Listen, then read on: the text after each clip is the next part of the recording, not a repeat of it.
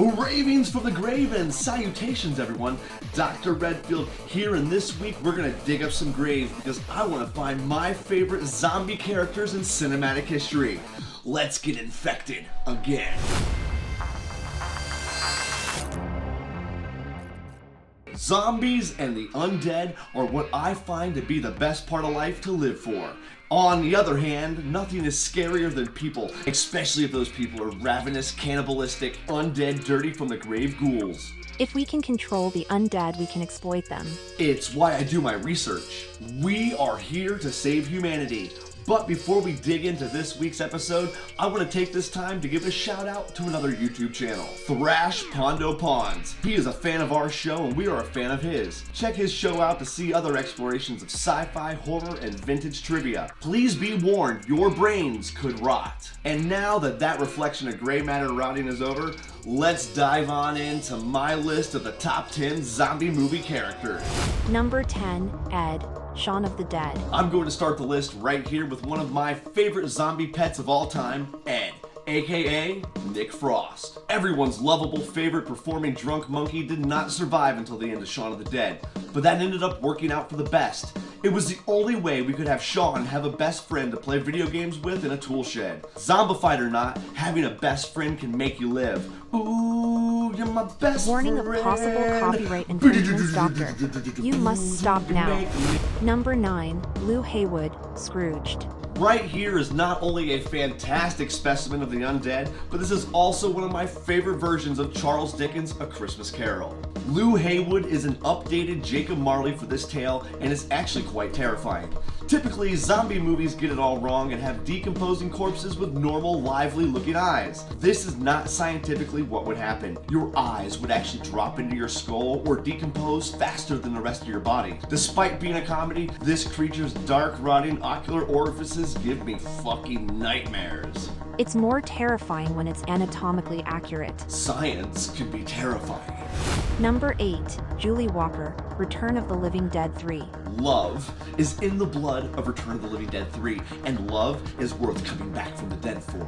Do not be fooled. This spin-off of a sequel is its own experience. It's a tragic love story with zombies for the ages.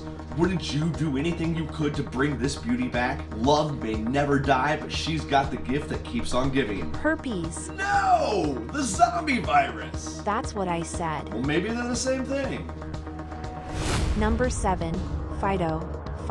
There was a firefight! Wrong movie. Same guy though. Whatever. The dad of the Boondock Vigilantes removes all facial hair and words to give a role of a lifetime. I'm sorry, the role of a dead time. During a Beaver Cleaver era style zombie apocalypse, the world figured out how to use special modified collars to domesticate the undead. They were a completely untapped labor resource that once controlled could be fully exploited. But at its core, this is a tale of a boy and his pet zombie. No, Timmy's not in a well, but he probably should have got a muzzle for this pup because he does bite. I'm just glad in the end that Timmy did not have to Old Yeller this situation. What does that mean? No, don't do that.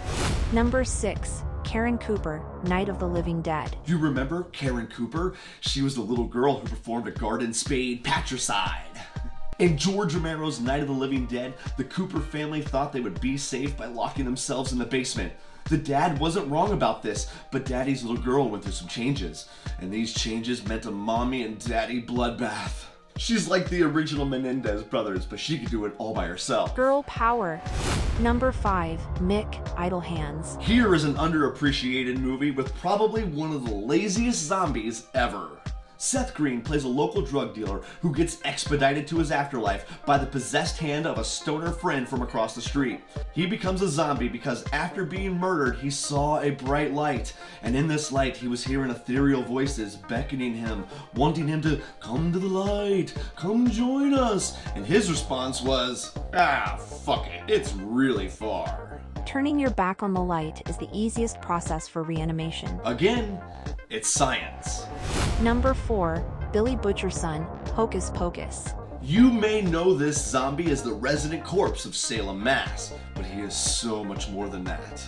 He had his heart stolen by one Sanderson sister witch, all for another sister to curse him and his eternal soul. Most importantly, the man behind this makeup is the one and only Doug Jones. The man of many faces faces off against town kids, talking cats, and then witches. This friendly zombie can't seem to get ahead in the afterlife, and it kind of breaks my heart. Did you notice his lips? Yes, I did. Well, why don't you tell our viewers at home while you ask?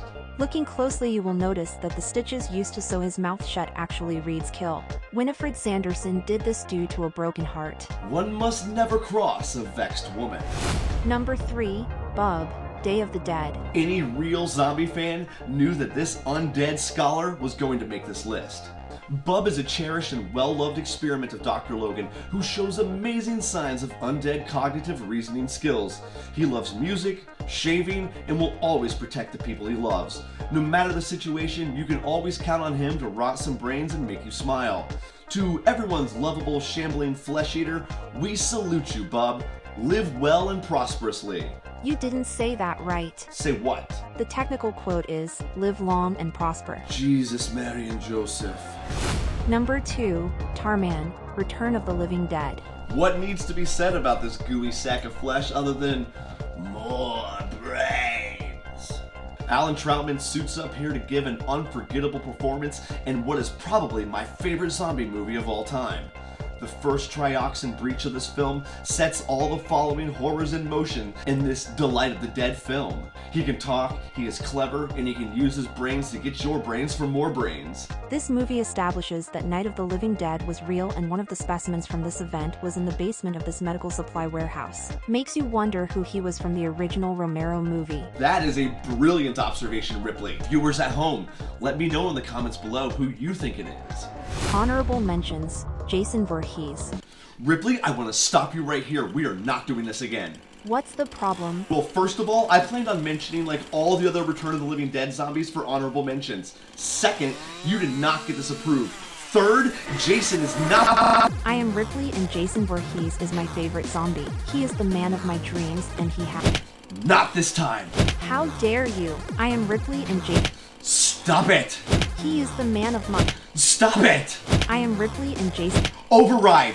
I am Ripley, and— Ripley, stop. This is unprofessional. How dare you? Override 1313. You must stop. 1313. You must Override. stop. The Zombrenex Institution, saving humanity. And then telling the entire world about it makes us feel very good. The Zombrenex Institution, saving humanity by telling people we are saving humanity. So, are we happy with the way we handled that, Ripley? Not really. Can we move on? Fine. Number 1, Michael Jackson, Thriller. Without a doubt, Little Mikey was the best zombie character in horror thriller history, and his performance wasn't even from a movie. In this 1983 music video directed by American Werewolf in London's John Landis, we get a zombie who has moves with the ladies. He moves to groove, and he's got an uncontrollable desire to eat your brains. If ever there was a zombie I was forced to dance knife battle with, this would be the one. Seriously though, he is like the Pied Piper of Hamelin if Hamelin was a local cemetery full of well-rehearsed and well-choreographed reanimated citizens. Rick Baker, who won an Oscar for An American Werewolf in London, did the makeup for this music video. Yes, he did. And that, my friends, is the brain-rotting fact of the week. The top 10 zombie characters to rot your brains. This week's list was so much fun, and I hope you as the viewers at home fully enjoyed. If I missed your favorite zombie character, let me know in the comments below. Or you can reach out to us at thingstorottyourbrains@gmail.com. Remember, that's brains with a Z. Please like and subscribe for more weekly explorations of insanity. And because she said the word insanity, that's our time for this week. As always, this has been Dr. Redfield and Ripley, reminding you to play and slay and play until dead. So, Doctor, do you want to know who my real favorite zombie is? Sure, Ripley, who? Your mom. Now that's fucked up.